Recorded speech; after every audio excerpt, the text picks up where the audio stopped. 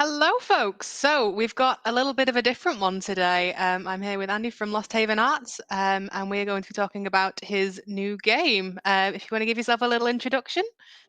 Yep. Hi, I'm Andy from LostHavenArts. It's already been covered. I'm a illustrator and indie tabletop RPG designer, arguably, questionably, something like that. Fabulous. So we've got a little bit of, as I said before, a little bit of a different one. We are not rolling any dice tonight. We are chatting away. So I guess the first sort of place I wanted to start was, how did you come up with getting into tabletop games? What was kind of the driving force? I've been playing tabletop RPGs for 24, almost 25 years at this point. I was staying overnight at my aunt's house. My older cousin was playing. I kept interrupting them, and I got the ultimatum of I either make a character and join in, or I stay out of the room and being the annoying 10, 11-year-old that I was. I ended up making a character. I got made to play a cleric in second Whoa. edition D&D because they needed a healer. um, and I kind of got sucked into it from there. Like a year and a half later, 12th birthday came up. My dad took me shopping for anything I wanted for the birthday, and I seen the third edition 4 books and picked those up, and then roped a load of friends into playing with me. But I played with a few different games over the years. I've always been into drawing and stuff, so I used to draw maps and magic items and character Wow. portraits and stuff for the players that were in my game, and then that just kind of evolved into doing it for commissions, and then dabbling a little bit in game design. So yeah, it just kind of spiraled from getting into the hobby to then making that hobby something a little bit more. Yeah, so it's an interesting mix then, kind of from the artistic side and then the gaming side of it. Have you sort of Yeah, found that they mix a lot kind of over the course of? They kind of tie well into each other? well, I feel they do, but I think everybody probably looks at this a bit differently. Um, they both offer different things creatively. Like, so I could do artwork, and that's a little bit more freeform, and you're telling a visual story or designing something to kind of grab people's attention. While for game design, the mechanics are probably really important, and you're kind of always tweaking and playing around with how different mechanics interact with each other. Uh, but like, because I'm a visual artist, I tend to one of the first things that I usually do when I'm designing a game is actually try and visualize the style that I'm going for with it. Like for Stone Saga, I had the idea of doing a game that used runes, and then I was drawing dwarfs, and I was like, oh, okay, these can meet in the middle somewhere. Together. Oh, that's Yeah, fabulous, because I will say I have had a sneak peek through the book and I love the art. And I think that was one of the first things I said was I love the art in it. It's yeah, so kind of well put together and so sort of themed, if that makes sense. It's amazing. It's really cool. yeah. So yeah, try and do that. Like this is the third game that I've designed. The first game that I did was a Caltrop core game, so a D4 game. So You know? I used a pre-existing system that made the game called Iruzumi, which the players play as Yakuza. Ooh. But the mechanics and stuff all revolve a lot around tattoos, which is where the name comes from. That's the Japanese term for uh, putting ink into the body is Iruzumi. And tattoos play a big part in Yakuza culture, and like that's how you progress your character in the game system. So like the visual part of like the tattoos tied into like the mechanics. Um, Abaddon, it was kind of the same thing. Darkness Dungeon and Diablo video games visually kind of impacted that, and um, I went with a vibe that kind of fit the whole games. And then yeah, with Stone Saga, it was like I wanted to use rune stones, dwarfs, do a lot of stuff with stonework. and so it kind of made sense that they would kind of fit together like that. So very sort of strong, I guess, thematic elements across the three. You can definitely see kind of Yeah, where each art style. Oh, yeah, that's so cool. and that's probably where it's useful that I don't have.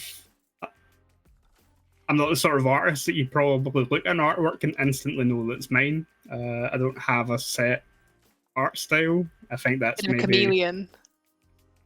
probably the ADHD where I can't commit to anything for too long. Which it's handy when I'm doing things like that, where I'm doing different projects that need a different look, where I can go, okay, well. So another game project I have down the line is a JRPG game that's inspired by like the older Final Fantasy games and stuff, and that's a whole different Ooh. art style altogether. That's amazing. Because I think I've seen like your art sheets before, and they all very kind of differ depending on Yeah. style. It's amazing. I'm excited for the new one as well. On Stone Saga though, it's very striking. It's very sort of. I found it very kind of it sucks you in with the visuals. I guess you've mentioned before. You said you wanted to do something with kind of dwarves. You mentioned you wanted to do something with kind of rune stones. What was kind of the igniting factor for that? What was kind of the thing that made you go, I need to do this right now? Like after I finished working on Abaddon, I knew I wanted to work on a smaller game. My JRPG game is huge. It's going to be a big, chunky 300 page robot Ooh. game, like the same as Abaddon is, and I knew that was too much to jump into. And so I took a break from designing games in general for a few weeks, and I was just kind of drawing stuff for myself. And I'm a big fan of the Lord of the Rings and like the Hobbit. The One Ring is one of my favorite tabletop role playing games, and I was just kind of drawing the dwarf characters. And I had a note scribbled somewhere about an idea for a game a while back where I was going to use runestones, and originally it was going to be like a Viking saga. Ah. But because I was drawing the dwarfs and I was playing around with things like it's a very limited color palette. So everything is grey, and then there's that little touch of like glowing orange in all the artwork in Stone Saga. I was like, okay, well, dwarfs are part of Norse mythology. I'm clearly in a dwarf mood at the moment. I've done all these nice character art pieces that I'm otherwise not going to use for anything, and I've got this really loose concept for a game that could be really light and easy to kind of build on, and then just kind of started putting bits and pieces together. Other parts is like I'm one of these sort of people who doodles ideas or writes little notes and stuff here and there. And I had notes from an old D&D game where it was notes about dwarves and how they, instead of worshipping any one god, what they do is they have a big furnace or like fire within all their cities, and they inter their dead into the flames, and then that way, to the dwarfs in the setting, when they're making things, they're always sort of imbuing the spirits of their ancestors into whatever they're making. Oh, I love that. And I was like, that D&D campaign is long gone, but I still really like that concept, and then so I sort of built on it. Mhm. So like between notes about dwarfs and an old D&D game, random bits of artwork, and a random note about making a game that uses runestones, I just kind of they all kind of met in the middle somewhere, and then I think I get that's probably another ADHD trait of. I get it completely. It's um, useful though. yeah. Then you hyper focus on it, and you end up with a game. Yeah, that's amazing. But yeah. So yeah, it was like a mixture of having visuals already there and these loose ideas floating around that all kind of came together. Like I test played it for a bit and I sent it out to some other people to test play it, and like My experience with solo RPGs, I don't actually have too much. I've dabbled in a few, but I sent copies out to people who are that's more their thing, and they all seem to enjoy the idea and how like the rune stones work in correlation with like the dice mechanics and things like that. Yeah, so that was a really interesting one. That kind of caught my attention kind of when we were chatting. So it's not your standard sort of simple like D20 game. It's in fact, do you want to have a talk about kind of the system behind it? Because I'm Yeah, fascinated. I've seen nothing like this before. this was an interest because someone on the Kickstarter actually posted today, and they were asking if I'd be going into a bit more detail about the mechanics. And Ooh. so I did a Kickstarter update where like I talked a little bit about it, but like the game uses so a lot of solo RPGs use things like tarot cards or playing cards or tables to generate your prompts. And so the runes and Stone Saga do the same thing. You draw your runes, they give you prompts for that particular scene. Um, but in traditional rune reading, there's different ways that you can read rune stones. And one of the methods is called the three norns, where you draw three rune stones and they represent your past, present, and future. And so I took that concept for both character creation and the adventure prompts. So when you make a character in Stone Saga, um, it's all kind of randomized. You draw your three runes. One of them's your character's past. One's the present, and another one's that sort of loose foretelling of like the future for them. But they also have attribute scores assigned to them. So there's three attributes in Stone Saga. It's like I kept it nice and simple. There's heart, which is like your physical prowess, whether that's fighting or doing athleticsy type things or sneaking around or whatever. Heart is the attribute for it. There is reason, which is your like both knowledge, like your lore and stuff of the dwarven world, as well as like your wisdom and cunning and all that sort of stuff. And then there is integrity, which is how respected you are within the dwarven society. If you have a good reputation, if you're maybe someone that's a bit more charming or authoritative. So there's like your physical, mental, and social stat. And the different things that can crop up will require one or multiple of those to overcome. But your runestones kind of tell you what your starting scores are going to be. Yeah. And those scores determine the amount of dice that you roll when you're trying to overcome a task that requires those. The fourth thing is the game revolves around the idea of flame. So I talked about how the dwarfs in that society burn their dead in a furnace. But the tradition in Stone Saga is whenever a new settlement has been established or they've reclaimed a lost one, a dwarf or sometimes multiple dwarfs are chosen to carry the flame to the new dwarf city and relight or light a new. So the flame is a physical thing that your character is carrying, but it also kind of doubles as your character's health. Ah. So it's their physical and emotional well-being. But you can spend it like a resource. Okay. So you can get rid of a point of flame to give yourself 3 extra dice to roll on a dice roll. So essentially, your dwarf is kind of tapping into their ancestors to kind of help them through the moment. For dice rolls, like the standard journey in Stone Saga is like 3, no, not 3, 6 events. Okay.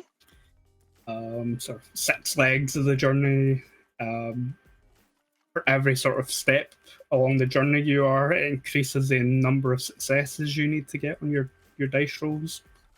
And that's where like your attributes and stuff come in. Where if you've got like 4 in heart, for example, which is your physical one, and one of your random prompts is you've encountered a threat like a band of orcs or something like that in the deep roads, which would be a heart test. Yeah. You would roll 4d6.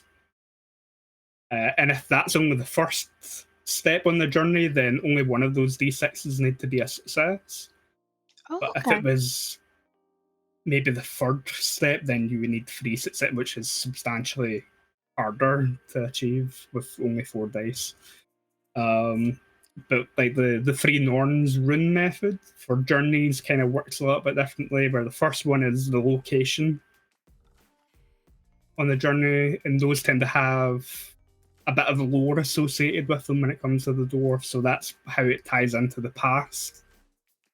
The second rune is a hazard, so that's the immediate danger around the location which you need to overcome. And then the future rune represents an item or an NPC or a piece of knowledge that will then help your character in future parts of the journey, and they give you bonuses to your attributes. So you gain more dice as you go on, but it might not always be to things that you necessarily foreseen your character going into. So you might end up getting a load of things that actually bolster your character's integrity when your initial character maybe looked like they were going to be more of a warrior, then the journeys actually turn them more into a respected member of dwarf society. I love that. I think I liked it when I was first looking through the rule book. Is it feels like you can definitely put your own stamp on the characters as well. Sort of with the initial kind of character creation with the runes as well. You get the initial kind of, well, here's your skeleton, and it very much lets you, I guess, build from a narrative standpoint, which I really Yeah, liked. yeah, like you get these loose ideas of your character's past, present, and future, and then you can kind of elaborate and you get that idea of what their stats are going to be like, and yeah, you can then add the personality onto the character that you kind of see Absolutely. coming through the runestones. Yeah, Especially if you're doing it as like a solo kind of like session as well. Yeah, yeah, I guess you're definitely going to really kind of find the nitty gritty kind of bits of that character as well, which I love the yeah, idea yeah. of. And I think that's why I like the idea of random character creation for that sort of. Sometimes I find myself when I sit down to do a solo game, coming up with the characters sometimes the hardest part. Like it's different when you're playing a group, a traditional role playing game. You've got the group there, everybody's maybe bouncing off of each other. Like, oh, I'm going to play the rogue, cool. Then I'll play a fighter or barbarian or whatever, and be a little bit of muscle. And but like if you're sitting down it yourself, sometimes those little prompts to build your character are just as useful as the prompts for telling the story that you're going to be unfolding. Yeah, because I guess with something like a solo RPG, it's very much kind of you would initially start with, oh my gosh, I've got an empty page. Where do I start? Whereas I like Yeah, kind of the level of guidance this one gives. yeah. So the first thing that you're writing is about your character, and then Yeah. the journey from that point on. Yeah, I think as well, kind of looping back to kind of when you said you kind of started off with some doodles, kind of some initial sketches, kind of some initial kind of like scraps here and there. Do you find yourself kind of when you are drawing, when you are kind of illustrating, do you find yourself starting with a personality or starting with a character to go a little left field for a sec? um, it depends. Oh, if like someone's commissioning me, then obviously they're giving me all the details, and sometimes that can like I know some artists don't appreciate being given lots of guidance, but sometimes it's kind of refreshing to have something already kind of set out that you can then visualize. When I'm drawing stuff for myself, like when I was drawing the dwarfs and stuff, um, that initially became the artwork for Stone Saga, I just kind of had little personalities. So the first two that I did was one of them's a miner. He's kind of like head down. He looks a little bit grumpy. While the second one I drew was like the female dwarf warrior who's standing quite stoically with the axe, and like those are just kind of loose personality traits I kind of wanted to put into the characters. But then once I kind of settled on the game idea, then things like there's the one with the flame bearer who has like the flaming torch and stuff amongst the artwork. It was like, well, if that's going to be a part of the game, I need a character that has that. Or the pyres and the furnaces that they have in their cities are really sacred to them, so they probably have some elite dwarf guard that keep them, protect them and stuff like that. So yeah, the initial sketches started with like little personality ideas, and then as the game developed and the lore developed, then the other characters started to emerge from like those ideas. And I think again, I get ideas that pop into my head, and I need to kind of get them out either writing notes somewhere or by like drawing like maybe a little portrait or yeah, something like that.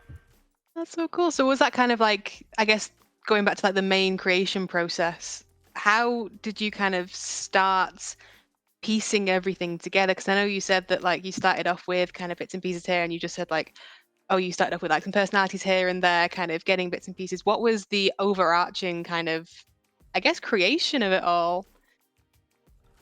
That's a mean one, sorry. Yeah, it's a hard one. So with so as I had this idea about doing a solo game that used runestones. Because I see a lot of solo games that use tarot cards, and the use for tarot cards and runestones is similar. Like they're both tools that you use or people use for predicting the future or maybe uncovering deeper meanings about yourself or whatever. But tarot cards are, there's so many of them. There's like 78 cards in a tarot deck. There's only 25 runes in the Elder Futhark rune set anyway. And it just seemed a bit more condensed. Like, instead of being overwhelmed by all the possibilities, there's runestones can be quite concise compared to tarot cards in some ways. And so like I had this idea of doing like a Viking game where all based around Norse mythology, and you'd be using the runestones to kind of uncover things. It is one of these things where I had a note written down about it, and I had a friend of mine is a practicing Norse pagan, and like he was giving me all these ideas. And initially, me and him were going to work on the project together. I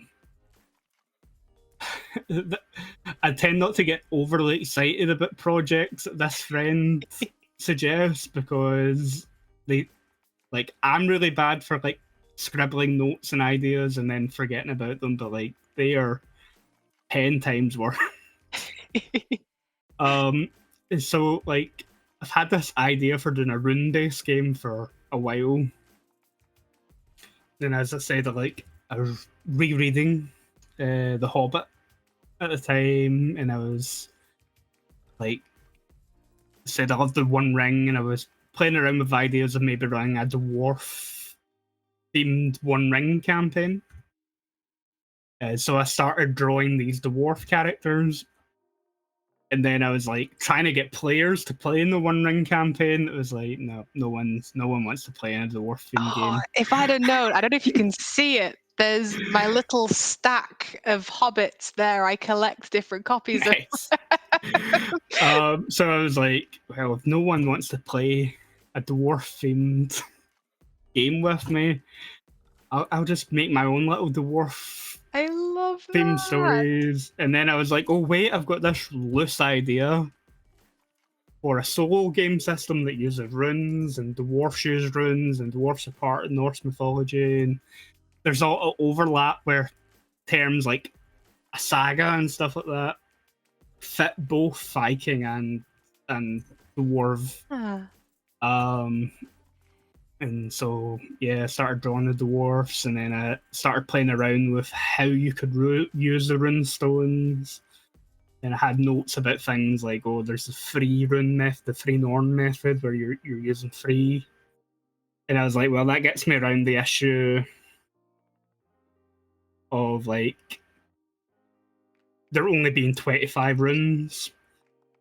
Then I can have 3 different prompts that build up a more cohesive event or scene, and I could tie that thematically to the traditional rune reading as well. And so, like, once those things start to click together, like, okay, it's going to be dwarfs, it's going to be rune stones. I'm going to be looking at the traditional rune reading method and how can that work as a mechanic.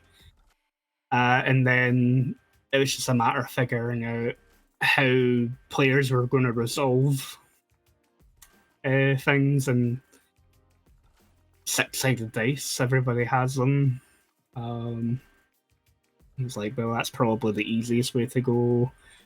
I play a few different games that use dice pools, like World of Darkness and a few other things. It's like dice pool. People like rolling lots of dice, so There's a power with having a yeah. handful of dice. It's like, I know exactly what I'm doing. And then that kind of spiraled into, well, like, oh, if players are starting with only 3 or 4 dice in their dice pool, but then as their character progresses, they're adding more and more dice to that, then it gives you a feeling of I know where I'm going. everything's building. Yeah, so it all just kind of started to come together. Yeah, it's I have a habit of not pre-planning projects, and then I think that's maybe where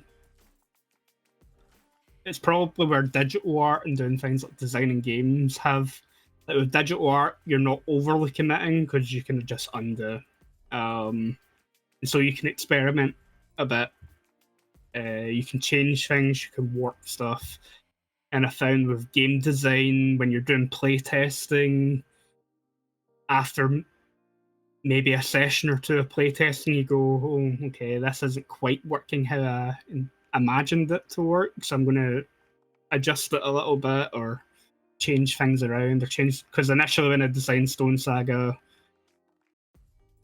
it was location. You would find something that gave you a bonus, and then you would deal with a problem. But I wanted more of a reward for overcoming, so I swapped the aid or assist, like the bonus, around with the hazard, so you had to overcome the hazard before you, and that way it feels more like a reward for. It's meaner, but it feels It's meaner, but afterwards. it's more rewarding. Yeah. Ah. I guess between, because you've done a very terrifying thing of doing the arts and the game mechanics, I am both afraid and impressed. Which was kind of your favorite side of it? Because I know I'm not an artist by any means, but I have done game design before. And I know sometimes you'd be sat there racking your brains like, what is going on? Why is this not working? But then when you figure it out, it's quite Yeah. satisfying. So I guess from your perspective, which is kind of your preferred side of it? Do you prefer the art side or the mechanics side? She's mean again. it's it's a weird one where, like, in the early stages I prefer doing the art. Like, the art kind of helps me, like, structure everything, solidify everything. Sometimes it isn't necessarily drawing. Like, when I was doing Abaddon, which was a game that I launched before Stone Saga, the character archetypes in that have skill trees. And so I spent a lot of time visualizing how the skill trees would kind of look on a page. And like just having those visual cues then kind of helps me get into the mindset to then work on the other parts. But once I'm fully into it and I've got like all the groundwork for all the mechanics and stuff in play. Seeing that all start to come together, I think is a lot more satisfying than maybe it's just because I'm used to seeing artwork come together. That like, Uh, and the game design is a slower process. yeah. That it feels more rewarding once everything starts to come together. Later in the project when it comes to the actual game design part. So I guess kind of what was the point that you knew that kind of, okay, this is all coming together? What was kind of the point where you could see this kind of all sort of getting finished and kind of on the I guess, snowball down? Suppose when it's like I did a few test plays of it initially before I let anybody else see it. Mhm. And I got to a point where I was test playing it myself and was like, okay, this feels like a game. It flows, everything kind of works. And I let a few friends try it out first, and they were like, "Oh, this is really fun." One of my friends, her folks were visiting, her parents. She let her mum try the game out, and she told me that her mum picked it up really easily. Yeah. And so I was like, okay, well, if that's someone who doesn't really play tabletop games, being able to look at what I've sent over and pick it up and create a story out of what's there, then that means I've done something right, I suppose. Definitely. I think so. I loved kind of when I first picked it up, sort of looking at it looks as though it's the type of game that you can definitely pick up the book. Okay, I know where I'm going, but it doesn't feel like it's lacking anything from my Yeah, perspective. Like uh, it definitely feels like you can write a really rich story straight off the bat. yeah, straight off the bat. And like, I have a habit of including optional rules when I'm designing games. Like, there may be ideas that I didn't quite get the time to fully test, or um, we did test for a while and they work, but they either make the game too hard or too easy. But I tend to include them in the games that I design as like optional roles, and so Stone Saga does have a few optional roles in there for making the game more difficult or making it easier or playing with more than one player. Where it's kind of simple. Where like the more players they are, then the more successes as a party you need to kind of generate to overcome the hazards that you'll come across along the way. Um, there's rules for making the game easier. Like normally it'd be 4, 5, and 6 would be a success. Um, Things like making it free up to 6 are successes, or giving players extra flame to start with, That'll be me. or making the journey length a little bit shorter. Or there's rules there for making it harder, like only 5s and 6s are successes, and Ooh. um, if you roll a 6 in Stone Saga, it counts as 2 successes. So one of the optional rules is to make it only count for 1, so it Oh, that's me. ups the difficulty a little bit. Huh? And you can make your journey longer as well. You can add additional lengths if you don't feel that the 6 is quite enough to tell the story that you want to. So I guess feasibly, could you turn this into a bit of an epic sort of saga if you're in the mood for it? Yeah, if you wanted to maybe spend a couple of sessions with it and make it into something a little bit longer, yeah. You're also not entirely limited to the runes. You could look at what the prompts are for each of the runes and maybe come up with your own stuff that fits the narrative that you're telling as you go along. Uh, Ah. Rune sets have a blank rune in them, Mhm. which is kind of open to interpretation. To kind of streamline things, the mechanic for the blank rune is you can look at any of the other runes and use a prompt from there. But there's nothing stopping you from just making up your own prompt if you draw a blank. Ah. I guess it kind of allows itself for the game to be quite, I guess, fluid. Yeah, So if you're just thinking, I've got a Saturday afternoon, what should I do? You could have a shorter game, but then if you're in the mood for an absolute saga of a beast, you could create it, I suppose. And yeah, even though it's yourself, you're not going to know what's going to happen until you get there, I suppose. yeah. And I think that's the whole. That's probably the Hobbit influence coming in there, where the whole thing is about the journey. Yeah. No, I Um, love that. like you know how you're starting the adventure and you know how you intend to end it, but everything in between is unknown. Station. Ah, I like that. I think as well you were saying there's rules for multiplayer because I Yeah, know we've been kind of backwards and forwards about how it because we are playing on the Misadventurers League next week. We're going to be yes. having a go of Stone Saga, and we're like, oh, do we keep it as like its true self? Do we keep it as like it's kind of soloed, or do we sort of get a bunch of us in and see what happens? I guess how does it change the dynamic depending on kind of solo versus a group? You get kind of the camaraderie kind of aspect of it. So it, I think it probably makes things a little bit more difficult.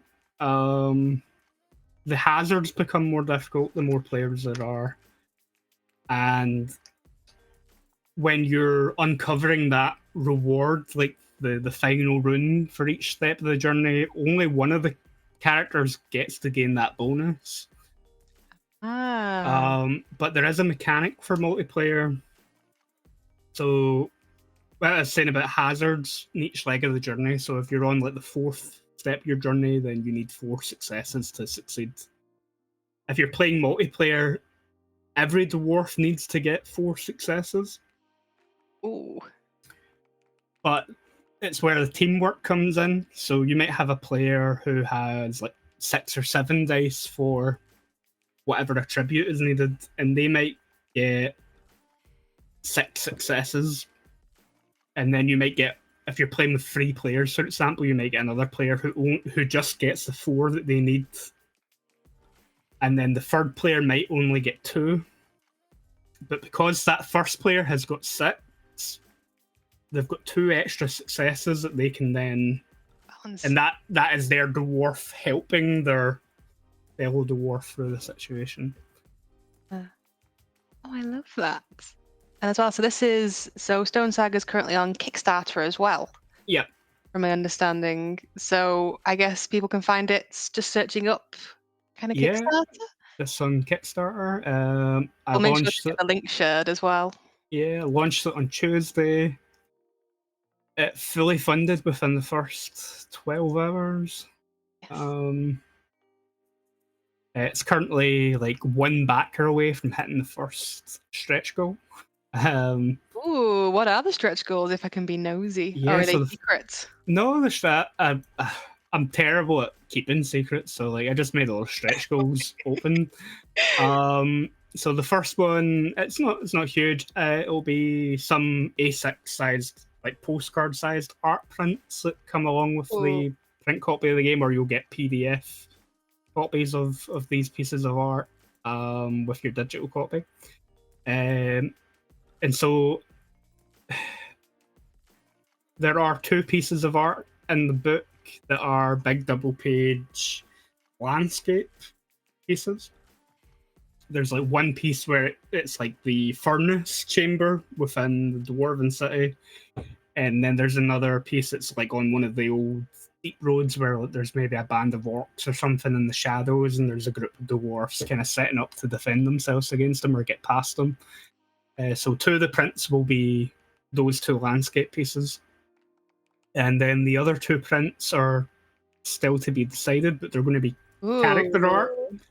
And so there's a few characters that are in the Stone Saga book, artwork wise, and the first update I posted on the Kickstarter page has 8 characters on it, Mhm. and I kind of left it open for backers to decide which 2 they would like to see prints of, and Ooh. whatever the most popular ones are going to be are probably the 2 that I'm going to go with for the prints. If we hit that stretch goal, which we probably will. The second stretch goal after that only really affects the highest tier backers. So I should mention this. The highest tier of the Kickstarter campaign is called the Rune Master. Mhm. Um, and there's a set of handmade rune stones that come with that set of tier, like Ooh. that tier, that are made by a friend of mine, Jodie's Dice Farm. Jodie normally makes handcrafted dice from, I think the material is called Jesmonite, which is an eco-friendly alternative to resin. It feels more like stone. Yes. I think I've had Um, some of the stuff before, and it's amazing. I know the battle map tea towels are one of the first things that I moved yeah. into the house. So Jodie, like, I was talking about it, and I was initially planning on making the runestones myself, and I was like, that's a lot of things to take on. But uh, Jodie was like, I could collaborate with you. DM'd her, and I was like, are you serious? Yeah, it'd be fun. I've been looking for a reason to get a runestone to get into runestones. So like, okay.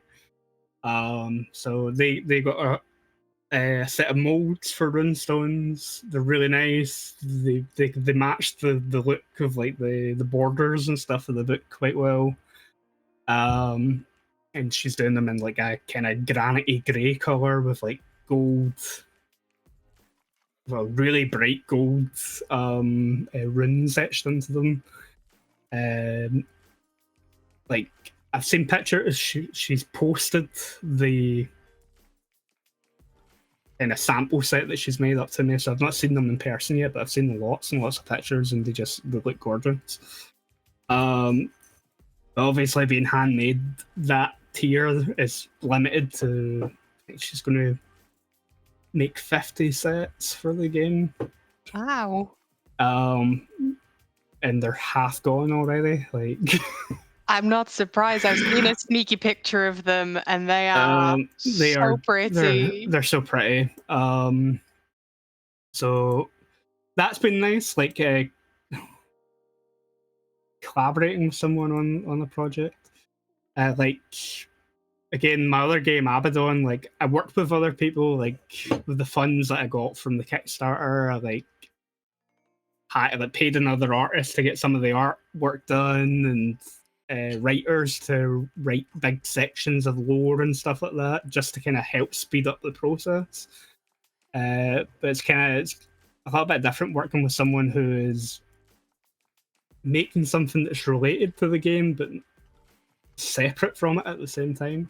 Like a totally different discipline almost. 'Cause it's still Yeah, art, but it's different medium, it's different. It's 3D space, I guess. yeah, but like the second stretch, I got sidetracked. That's the ADHD again. Uh, I'm no um, help either with this.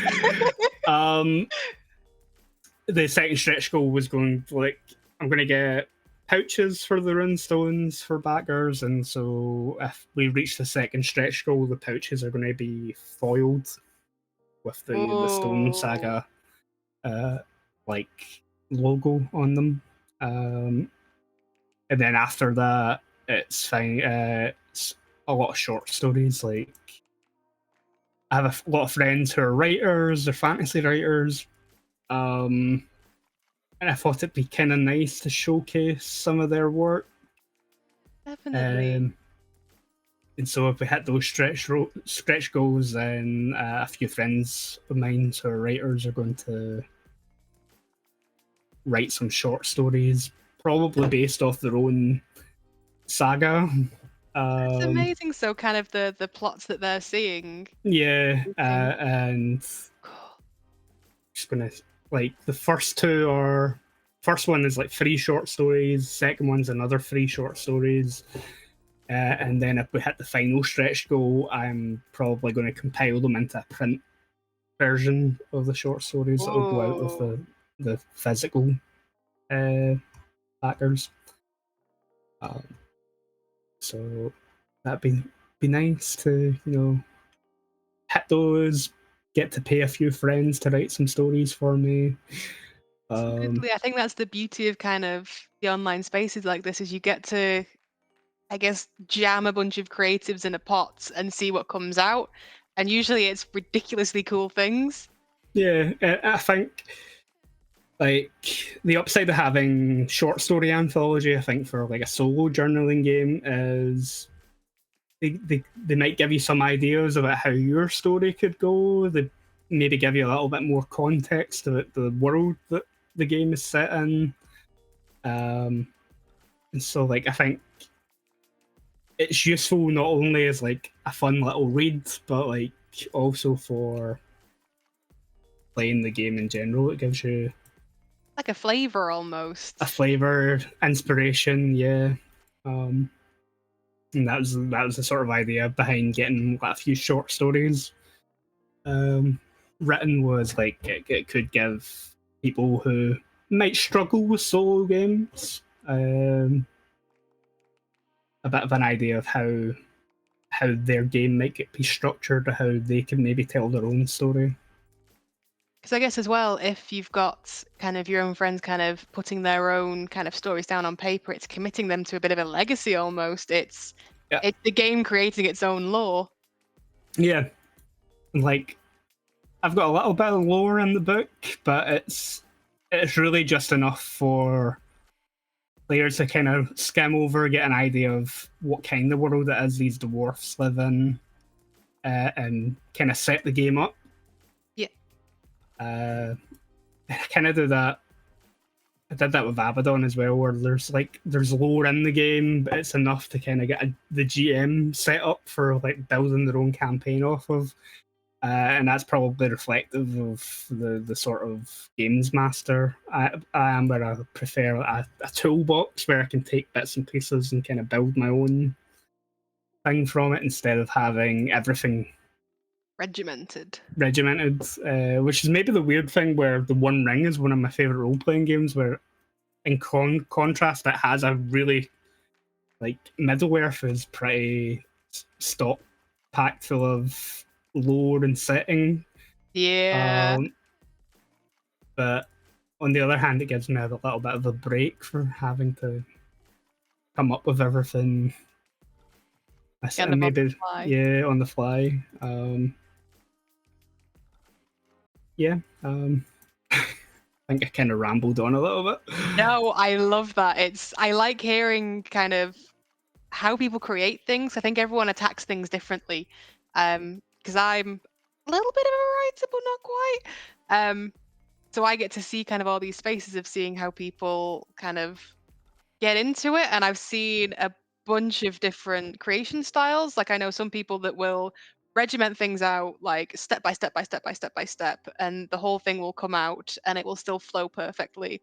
Or kind of how you've described, kind of, okay, well, I like a bit of this and this sounds really interesting, and kind of pick things together. I think Yeah, it's kind of interesting to see how people's creation styles end up in massively differing kind of creations and projects.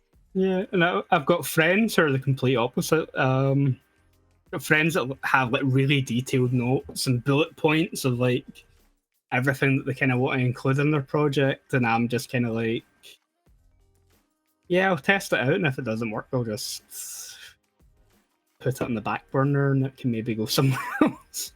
Oh no. um, and I kind of I GM the same way as I'm like the forever GM, but like I tend to go into campaigns with like a few bullet points of like maybe prominent NPCs or key story moments that I kind of want to deliver at some point, but just kind of let the players fill the gaps in between.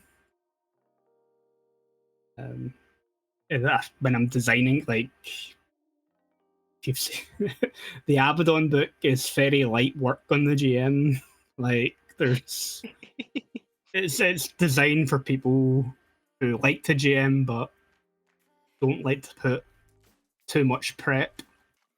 Um, That's me. like players are the ones always reacting to stuff. There's like really streamlined guidelines for how you build encounters or random dungeons, random magic items. Ah. Um, and yeah, like so, like all my games are kind of really loose with the GM side of things that allows you to kind of fill in the gaps and bounce off your players, or bounce off, in the case of Stone Saga, the prompts that you're getting. I think, and I've got one last, and it's a little bit of a left field one, but I always like asking this question. Do you think that you would enjoy living in the world you've created? Oh. That's a mean one, but I think it's quite an interesting one to see kind of how the creator melds with the kind of creation. for Stone Saga, I think it'd be okay. I think I'd be okay being a dwarf in that setting. I've already got the beard coming on, so and I like working with my hands and stuff. So I think I'd be okay in the world that Stone Saga takes place in. The other two games I've designed, No. they're much more dangerous, and I don't think I'd enjoy living in those. Oh no. Well, I suppose if you've got anything else to add. I think we've kind of covered everything, and maybe went around in loops a few times to a few things, but yeah, I think we've kind of covered everything. Yeah, I can't really think of anything to add or expand or No yeah. worries. I think the questions have all been quite thorough. Yes, actually, that's a shout. I need to check and see if we've had any questions from online. If you give me a second.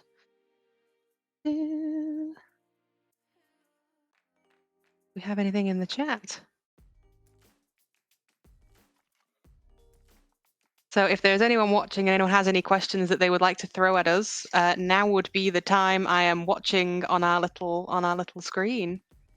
Yeah. Had someone in the Discord say that they only just realised that I'm Scottish. Ah. Yes. Which yeah, also fits with the dwarf. It's one of these weird things where like good dwarfs are Scandinavian in origin, but fantasy has kind of turned them into dwarf cliches. And I know Yeah. a lot of Scottish people like to avoid it, but I kind of leaned into it for Stone Saga. Like even the video and Kickstarter is like the voice actress has a really strong I loved it. Highland accent, and my friend Artie did the sales pitch in the second half of the video because I hate the sound of my own voice. Oh no. But yeah, I just kind of leaned into it. There's bagpipes and stuff and music in the background. But yeah. Going for a theme. Yeah, I don't avoid it. I'll play it up. I'm trying to think back to The Hobbit, the cast of The Hobbit, kind of the different accents in. I know there's definitely Dwalin. Llewellyn definitely has a Dwalin definitely. I know I heard some Yorkshire in there as well, so I'll take the Northern English. I think is there one or two Irish accents in there as well? Yes, is it Buffer? Potentially. This is it. I should know these off by And then, heart. like Gimli in the Lord of the Rings is just really Yes. strong. Yeah, really strong. Cool. Well, I can't see anything just in the chat for now, but we will be back next week playing the game. So if anyone has any questions, I can field them your way in the meantime. Yeah.